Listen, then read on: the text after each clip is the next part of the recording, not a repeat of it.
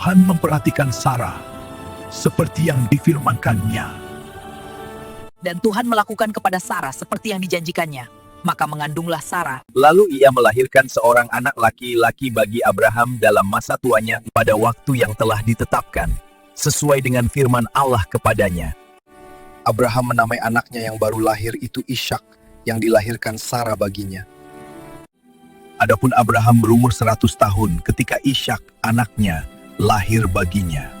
Allah telah membuat aku tertawa. Setiap orang yang mendengarnya akan tertawa karena aku.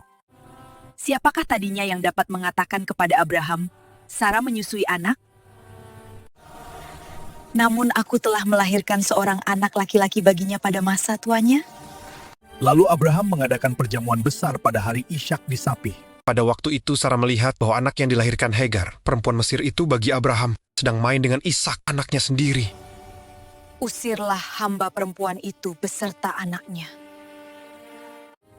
Hal ini sangat menyebalkan Abraham oleh karena anaknya itu.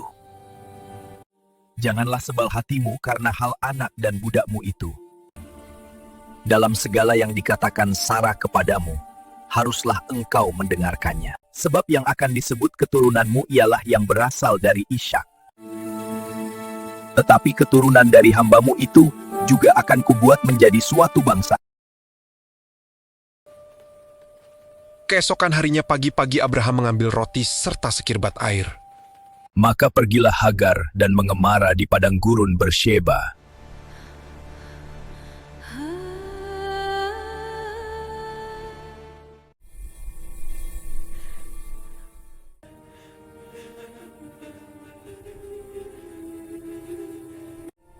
Apakah yang kau susahkan, Hagar?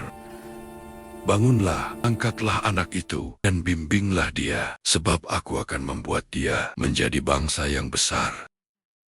Lalu Allah membuka mata Hagar, sehingga ia melihat sebuah sumur. Ia pergi mengisi kirbatnya dengan air, kemudian diberinya anak itu minum.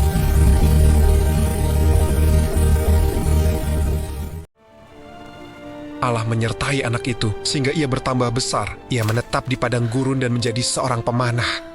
Maka tinggallah ia di padang gurun Paran, dan ibunya mengambil seorang istri baginya dari tanah Mesir. Pada waktu itu Abimelekh beserta Pihol, panglima tentaranya, berkata kepada Abraham, Allah menyertai engkau dalam segala sesuatu yang engkau lakukan. Oleh sebab itu, bersumpahlah kepadaku di sini demi Allah, bahwa engkau tidak akan berlaku curang kepadaku, atau kepada anak-anakku, sesuai dengan persahabatan yang kulakukan kepadamu. Harus engkau berlaku kepadaku, dan kepada negeri yang kau tinggali sebagai orang asing. Aku bersumpah. Tapi aku menyesal tentang sebuah sumur yang telah dirampas oleh hamba-hambamu.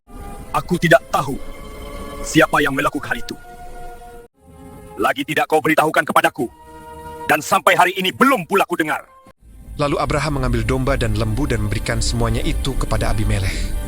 Kemudian kedua orang itu mengadakan perjanjian. Tetapi Abraham memisahkan 7 anak domba betina dari domba-domba itu. Lalu kata Abimelekh kepada Abraham, Untuk apakah 7 anak domba yang kau pisahkan ini? 7 anak domba ini harus kau terima dari tanganku untuk menjadi tanda bukti bagiku, bahwa akulah yang menggali sumur ini.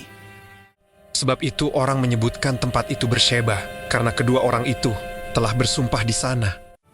Setelah mereka mengadakan perjanjian di Bersheba, pulanglah Abimelekh beserta Pihol, panglima tentaranya, ke negeri orang Filistin.